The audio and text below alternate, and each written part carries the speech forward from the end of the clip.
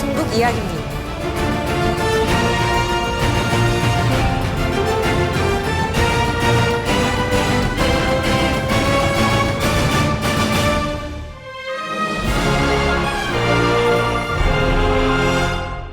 네, 미국 대선 얘기 좀 해봐야 될 것 같아요. 아무튼 송작가 TV에 트럼프의 재선 가능성을 묻는 댓글들이 늘고 있습니다.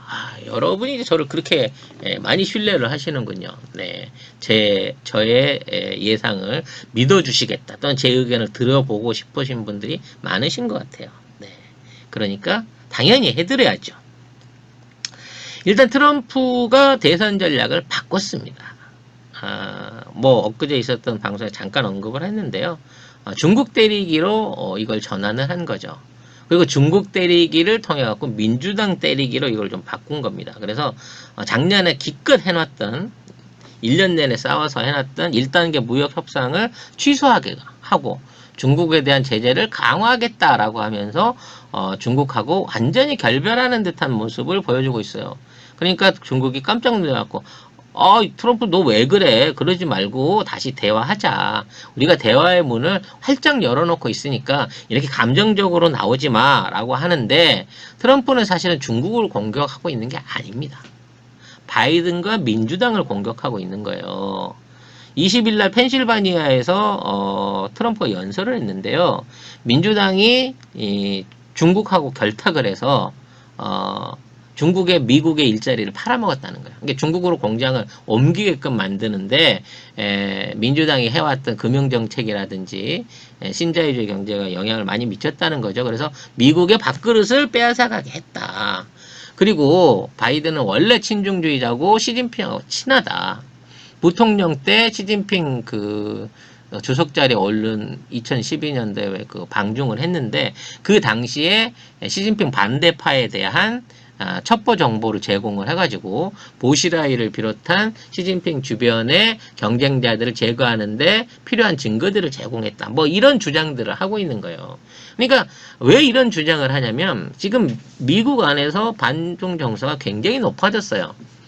경제가 어렵고 코로나가 터지고 또 그로 인해 가지고 실직자가 늘고 경제가 셧다운되어 있는 상태에서 많은 이제 근로자층이 거의 이제 빈곤 상태에 빠져 있다는 겁니다. 그래서 1200불씩 줬잖아요. 근데 이거를 다시 또 2차 지급을 해야 된다라고까지 얘기가 나올 수 있을 만큼 지금의 미국의 중하류층들이 굉장히 어려운 상황이 있는데 여기에 대한 잘못을 근본적으로 민주당이 다 이거를 끌어낸 거다라고 몰고 가고 있는 거예요. 심지어 그 안에 이제 최근에 흑인 폭동 있지 않았습니까? 흑인 폭동도 중국 대사관이 주동질을 했다. 민주당한테서 돈을 받아서 뭐 구체적으로 음모론이긴 하지만 조지 소로스는 아들이 돈을 줘가지고 그걸 받아가지고 흑인 폭동을 이제 주도를 했다. 뭐 이런 식으로 해서 지금 미국 안에서 일어나고 있는 모든 문제를 전부 민주당한테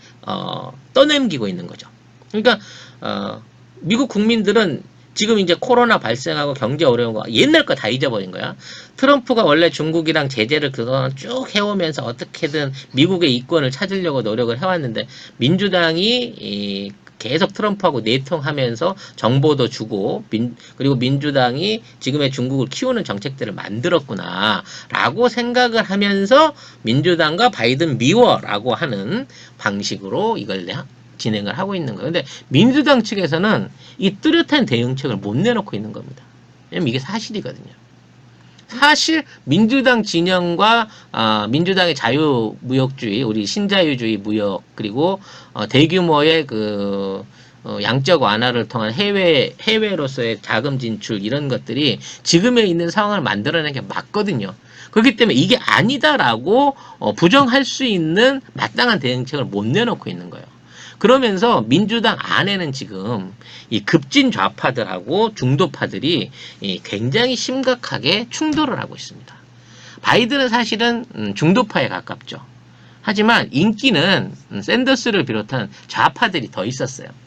그리고 지금 미국의 경제가 어렵고 상황이 어려울수록 이 좌파들의 어떤 정책이라든지 좌파들이 주장하고자 하는 어떤 개혁 법안 같은 것들이 오히려 서민들한테 인기를 많이 끄는데 반해서 민주당 거기에 대해서 제대로 된 반응을 못 해줬다라는 부분 때문에 민주당 안에도 좌파와 중도파가 합쳐지질 못하고 일원화되지 못한 상태에서 바이든에 대한 적극적인 지지를 못 펼치고 있는 상황이라는 겁니다.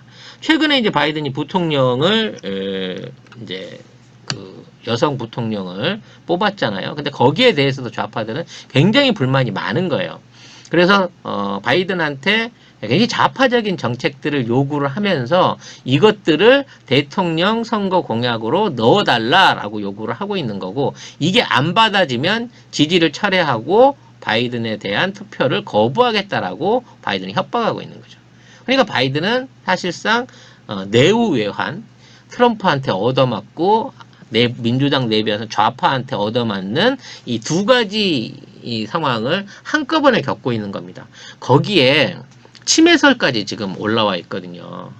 어떤 뭐 공개된 대중연설 안에서 계속 이제 말실수를 한 거야. 그래서 언어인지나 사물인지에 어떤 문제가 있지 않느냐라는 부분에 대한 의심을 받고 있고, 이거를 공략하기 위해서 트럼프는 먼저 인지력 장애 검사를 자기가 받았어요. 그래갖고 나는 이렇게 받았다.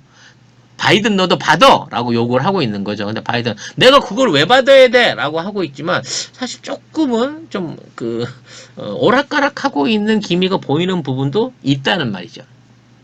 그래서 아마 이제 본격적으로 TV 대선 토론이 이루어지게 되면 트럼프는 이 문제들을 집중적으로 물고 늘어지면서 바이든을 깎아내리는 아주 공세적인 TV 토론을 벌일 건데, 그렇게 되면 지금 바이든의 우세도 그닥 그렇게 유리하진 않다라고 보는 거죠. 사실 5월, 6월 달까지만 해도 바이든의 어떤 지지율이 50대 46으로 아니죠. 40 그 당시 42대 58 정도로 굉장히 차이가 많이 났었어요. 8%에서 10% 가까이 지지율의 차이를 보이면서 바이든이 우세했거든요. 근데 최근 지지율을 보면 50대 46으로 4% 차이로 줄어들었다는 겁니다. 아직 본격적으로 TV 토론도 안 했는데 트럼프가 하고 있는 민주당 때리기, 중국 때리기가 어느 정도 효과를 얻고 있다고 봐야 된다는 상황인 거죠. 여기에 트럼프가 이제 백신을 가지고 마지막 승부수를 던질 걸로 보여요. 최근에 이제 혈장 치료제를 긴급 허가를 했거든요. 그래서 이제 FDA 국장을 대동을 해가지고 트럼프가 혈장 치료제를 긴급 승인하도록 FDA 요구해가지고 그게 통과가 됐다. 혈장 치료제도 여러분들이 이제 곧 맞을 수 있다라고 얘기를 했는데, 스티브 한 FDA 국장이 나와가지고 그 배경 설명을 하면서 요거를 프로마이징 트리트먼트라 그랬어요. 트리트먼트가 머리 감는 게 방식이죠. 네. 치료 뭐 이런 방식 뭐 이런 얘기인데 묻자고 해봤어요. 심각한 얘기 아니에요. 아무튼 프로마이징 트리트먼트라는 얘기는 유망한 치료법이라는 겁니다. 근데 이게 효과가 있다라든지 유효한하고는 또 미국 문법 학자들이 얘기는 다른 거라는 거예요. 이게 가능성이 있는 거긴 한데 이게 진짜 효과가 있는지 없는지는 FDA는 확답해 줄 수 없다는 겁니다. 근데 트럼프 압박에 못 이겨가지고 이거를 긴급 승인하는 걸로 나갔단 말이에요. 그래서 기자들이 이게 진짜 효과가 있습니까? 유효합니까? 유망합니까? 라고 물어봤는데 바로 회견을 종료하고 거기에 대한 답을 안 했다는 거예요. 그리고 이 발표 시점이 또 일요일이었어요. 일요일. 보통 일요일에 기자회견 잘 안 하는데 FDA도 정말 트럼프한테 강요를 당해서 자존심을 꺾고 얘기하긴 했지만 솔직히 여기에 대해서 자신감을 안 갖고 있을 걸로 보입니다. 아무튼 미국은 10월 달부터 2억 명분 가까운 백신들을 풀기 시작할 겁니다. 왜냐하면 이제 겨울을 대비해야 되니까 10월 달에 푼다라는 명목인 건데 사실상 선거 한 달 전에 백신을 푸는 거예요. 그래서 얘기를 하겠죠. 이 백신 맞으면 니네들 올 겨울은 이제 더 이상 코로나 걱정할 필요 없고 이걸 다 트럼프가 해준 거다라고 하는 상황에서 10월 접종을 이제 바로 실시를 할 거란 말이에요. 강제 실시를 할 거란 말입니다. 이게 일상적인 상황이면 이런 실시는 하면 안 되죠. 임상적으로 확인이 안 된다. 안정성이 확인 안 된 상태에서 모더나가 만든 백신으로 예상이 되는데 이 백신을 강제 투여를 한다고 하는 거는 사실상 부작용에 대한 위험을 감수하거라도 일단 맞아라는 얘기예요. 자, 이 백신이 효과가 있을지 없을지, 이 백신이 물인지 아닌지는 한두 달 있어야 전체적인 맞아 놓고 난 사람들이 한두 달 지나봐야 그걸 알게 됩니다. 그럼 선거 끝나요. 네. 속았다고 판단했을 때는 이미 선거 경과 끝날 수 있다는 거죠. 그렇기 때문에 아마 트럼프가 10월 달에 백신을 집중적으로 접종을 하고 TV톤에서 바이든 때리고 거기서 바이든이 또 한 번만 공개적으로 어버버 해버리고 이렇게 되면 지지율은 저는 확 뒤집힌다고 봅니다. 그리고 바이든도 지금 이제 아까도 말씀드렸다시피 이 좌파한테서 많이 시달리고 있기 때문에 좌파의 정책을 받아줘도 내부 붕괴가 되는 거고 안 받아주면 걔네들이 투표 참여를 안 함으로써 지지율이 떨어져 버리기 때문에 지금 있는 상황에서 트럼프가 저는 오히려 더 훨씬 유망하다고 보는 거예요. 자, 10월에 접속하고 사람들이 죽어나간다고요? 네. 그럴 수 있죠. 근데 그거를 갖다가 백신 때문에 죽었다고 밝혀지는 시기는 11월 3일 전에는 못 밝혀요. 네. 그 통계가 안 나오니까. 그리고 거기에 대한 어떤 정확한 예를 들어 사례가 있다고 하더라도 그 부분은 극소시일 뿐이라고 무시하고 갈 거예요, 트럼프는. 그렇기 때문에 이거는 어찌됐거나 선거 전략으로는 최상의 방식을, 최상의 효과를 거둘 수 있는 방식이라는 거죠. 최근 이제 트럼프가, 그 우편국을 집중적으로 공격을 하고 있습니다. 그러니까 우편국이란 우리나라 말하면 우체국 같은 거예요. 네, 미국 우체국은 국가기관입니다. 민간회사 아닙니다. 공무원들이에요. 그렇기 때문에 이 우체국이요, 미국에서는 월마트를 빼면 가장 많은 사람을 고용하는 회사입니다. 그러니까 굉장히 많은 종업원들을 거느리고 있는 회사인 거죠. 공기업. 네, 공기업인 거죠. 근데 이 회사를 집중적으로 공격을 하면서 우편 투표하면 안 된다. 우편 투표하면 민주당 애들이 지금 부정 투표 획책할 수 있다. 뭐 이런 얘기를 해요. 근데 사실 이게 조금 말이 안 되죠. 왜냐하면 공화당이 지금 집권하고 있고 여기 관련된 이제 수장들이 다 공화당 소속 사람들인데 만일 부정 투표를 한다 그러면 트럼프 쪽에서 할 가능성이 높은 거지. 바이든이 할 가능성은 그닥 높지 않거든요. 근데 이 얘기를 던지는 건 뭐냐면 이 코를 걸어놓는 거예요. 이 우편 투표를 트럼프는 하지 말자라고 주장을 하는데, 그리고 부정투표 때문에 이게 의심이 간다라고 얘기를 하는데, 만일의 경우에 이걸 통해가지고, 그 선거를 했는데, 그 안에서 변수가 생겨나갖고, 혹시 트럼프가 지게 된다고 치면, 이걸 갖고 충분히 소송을 할 수 있다는 겁니다. 그리고 이 우체국 투표라고 하는 게 전국에서 이게 집계되고 모여야 되는 과정들이 기간이 길기 때문에 투표 당일날 결정이 안 나요. 최소 일주일에서 길게 잡으면 보름까지 더 걸릴 수도 있습니다. 그 미세한 차이를 꾸려나갈 때는. 그만큼 이거가 문제가 됐을 때는 이 대통령 선거에 대한 정당성을 또 무효화시킬 수 있는 일종의 안전차단거리를 걸려고 지금 트럼프는 이거를 진행을 하고 있는 거예요. 근데 더 큰 목적이 있습니다. 사실상은. 네. 이 지금 우편국을 공격함으로 인해 가지고 이 공격 대상의 목표가 이제 민주당인 거죠. 민주당이 부정투표할까봐 난 우편국을 지원을 못 해주겠다라고 얘기를 하면서 일종의 민주당 책임론을 씌우는 부분이 첫 번째가 있고요. 워낙 많은 공무원들이 수속돼 있으니까. 더 큰 문제는 이 우편국을 흔들어 가지고 최대 정적을 제거하려고 하는 음모가 뒤에 숨어 있다는 거죠. 트럼프의 최대 정적이 누굴까요? 보미 작가 누구 같아요? 바이든? 힐러리. 오바마? 힐러리? 아닙니다. 사실 지금 트럼프가 제일 미운 사람은 제프 베조스예요. 아마존의 제프 베조스. 언론 왕이자 미국 최고의 부자죠.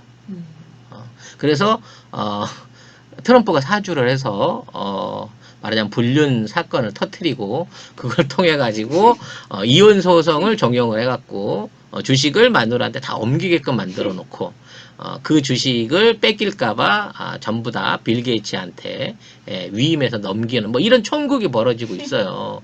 그러니까 지금 그 반 트럼프 세력 중에 최고 선봉장이 이 제프 베조스거든요. 그럼 우체국을 흔들면 왜 제프 베조스가 타격을 받느냐? 이 부분을 여러분들이 이해를 하셔야 된다는 겁니다. 지금 미국 안에 모든 화물들은요, 이 USPC, 그러니까 미국 우편국이 다 담당을 하고 있어요. 쉽게 말해서 아마존의 소포도, 택배도 우편국이 다 날라주고 있는 겁니다. 근데 이 우편국이 국가기관이다 보니까 워낙 싸요. 기본 편지, 이게 그 우편료금 기본료가 우리나라 돈으로 한 650원밖에 안 합니다. 그걸로 미국 전역에 전부 다 우편을 보낼 수 있는 거예요. 물론 택배는 거리에 따라서 다르고 또 뭐 중량이나 사이즈에 따라서 다르기도 하지만 오히려 이제 그런 거를 감안하더라도 지금 있는 미국 우편국은 너무 싸게 택배를 배달해주고 있다는 거예요. 그래서 이 아마존이 택배비를 이 우편국을 통해서 수혜를 받고 있다라고 트럼프는 주장을 하는 겁니다. 실제로 아마존 무배 많지 않아요? 블루베리. 네, 즙이 나왔습니다. 블루. 80g 30팩 한 박스를 만드셨다네요. 인공적인 단맛이 하나도 안 들어간 정말 블루베리만 뚝 짠 거 있잖아요. 30포를 만드는데 4kg 정도가 들어가는데요. 살균도 다 돼 있기 때문에 2년간은 그거 안심하고 드실 수 있다는 거죠. 뭐 무배가 있는 경우도 있지만 대부분 그 무배든 아니든지 간에 택배 행위를 담당하는 게 우편국이란 말이에요. 그러니까 우편국이 무배든 아니든 실어다 보내줘야 되는 거야. 이거 독식하고 있다는 거니까. 뭐 독식이라기보다는 국가의 서비스인 거지. 국민한테 해주는 서비스인 거지. 근데 이제 이 서비스 자체가 1994년부터 적자로 돌아선 가장 근본적인 이유가 이 택배 때문이라는 거예요. 아마존이 설립돼서 본격적으로 성장하기 시작한 요 시점에 묘하게도 우편국이 택배를 본격화한 거야. 그래서 막 트럭을 사고 택배면을 늘리고 하면서 투자비도 늘었고요. 우편국 얘기는 어차피 보내야 될 물건인데 아마존 거 좀 얹어서 보내는 거지 아마존 때문에 적자가 느는 게 아닙니다 라고 얘기하지만 실제로 아마존도 국민의 한 사람으로서 미국의 엄청나게 싼 우편 요금의 수혜를 받아갖고 지금 이렇게 막강한 수익들을 올릴 수 있게 됐다는 거예요. 그래서 기존의 보고서들이 최소 한 1.5달러에서 2달러 정도는 택배비 올려야 된다라는 보고서가 있대요. 민간 보고서가. 네. 그래서 지금 만일에 우편국이 이제 계속 적자를 내고 있어요. 연금이라든지 뭐 이런 것 때문에 한 6조 원에서 7조 원 정도의 적자를 보고 있어. 그래서 이거를 국가한테 지원을 해달라고 요구하는 거야. 왜냐면 공무원이니까. 그래서 1차로 절반인 35억 달러, 3조 5천억, 뭐 6천억 정도를 선지급을 해주면 현재 지금 못하고 있는 누적 연금이라든지 재정 적자에 있는 지방 우체국이라든지 이런 것들 문제를 해결할 수 있으니까 그 돈을 줘라라고 하는데 안 돼, 못 줘. 그 혈세야. 그리고 이거 해가지고 결과적으로 따져놓고 보면 아마존 좋은 일 시키잖아. 택배비 올려 라고 압박을 넣고 있는 거죠. 그래서 이런 방식으로 우편국을 조지게 되고 결과적으로 택배비가 한 2,000원 정도만 올라도요. 아마존의 수익은 바로 곤두박질 친다는 거예요. 그래서 트럼프가 이 우편국을 조지면 조질수록 이 제프 베조스 전체 아마존의 주식 주가는 한 100조 원 정도가 빠져버렸다는 거예요. 트럼프가 이걸 조지기 시작하면서. 그러니까 결과적으로 트럼프는 자신의 가장 큰 정적을 이 방식을 통해서 지금 견제하고 있다라고 봐야 되는 거죠. 자, 그러면 트럼프가 재선되면 어떻게 될 것인가? 또는 바이든이 당선되면 어떻게 될 것인가를 지금 뭐 먼저 짐작해 본다는 게 좀 성급하긴 하지만 그 얘기까지 하고 정리를 좀 해볼까 합니다. 일단 트럼프가 재선되면 지금 하던 방식대로 계속 해가지고 전 세계에서 철군할 거예요. 특히나 동아시아 국가들이 이게 중국을 비롯한 한국, 일본, 뭐 베트남 이런 국가들하고 관계를 점점 더 끊어갈 겁니다. 왜? 그 나라 안에 있는 기업들의 수출품들이 미국으로 들어와서 무역 적자를 다 만들어내고 있거든. 동아시아 국가들이 미국의 거의 모든 무역 적자를 만들어내고 있어요.